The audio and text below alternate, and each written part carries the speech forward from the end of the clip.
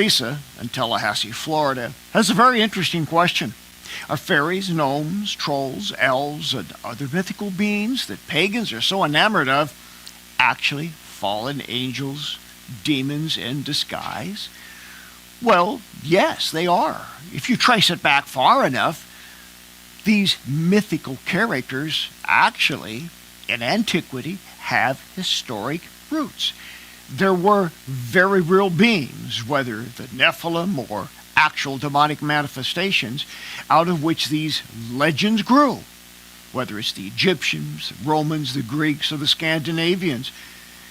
Even if Marvel comic books has made larger-than-life figures out of Loki and Thor, these are demons I've dealt with those actual names. So you see, if you go back far enough, the root is there. People encounter demons, and out of that came these larger-than-life stories. There are still parts of Scandinavia today where you can't trim the side of roadways because they believe that little people or elves live there. Now, pop culture has changed this into something quite different, has marketed it through video games and through movies, but the intrinsic identity of these demonic beings has never changed. Now, I'm not saying that you're going to get a demon because you have a troll doll or a plastic gnome in your front yard. What I am saying is that we are associating with demonic identities when we have these things in our possession. 1 Thessalonians 5 tells us to avoid the appearance of evil, and perhaps this is a good place to apply that scripture. So whether it's Japanese anime, your latest violent video game, or some figurine that has this kind of mythic connotation to it, it's best to stay away from it.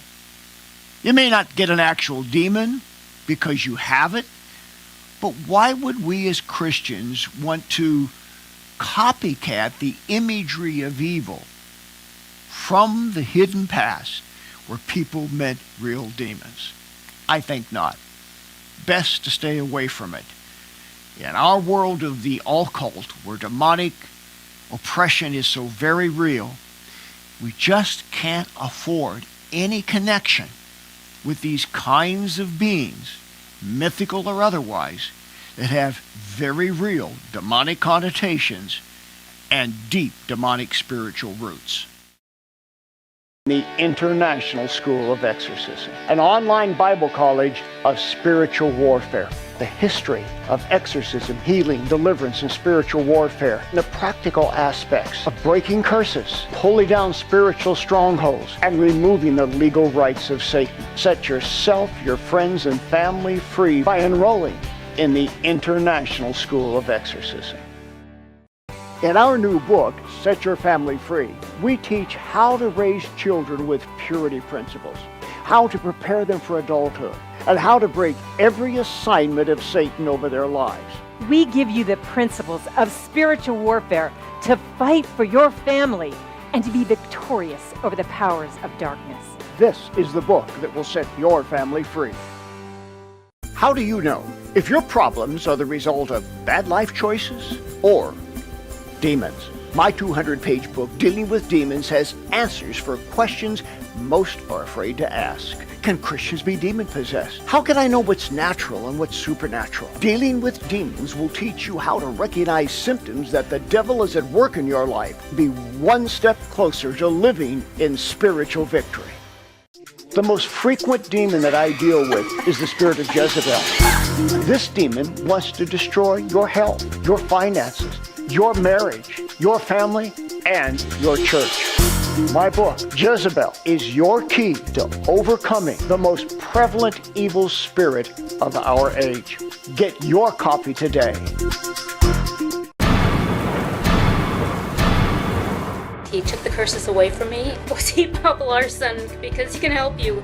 If your life isn't all that it should be, if relationships aren't working, if your health, your finances, or your spiritual life are unhappy, schedule a personal one-on-one encounter with me.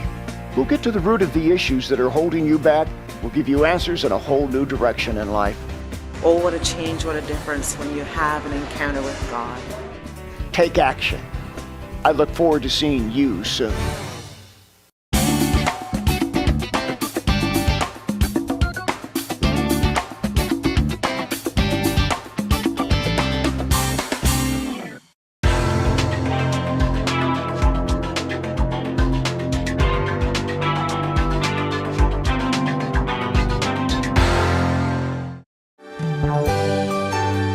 We encourage your support for this worldwide outreach to do what Jesus did.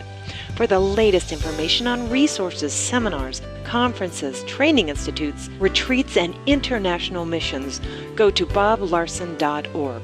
Thank you for your prayers and financial partnership.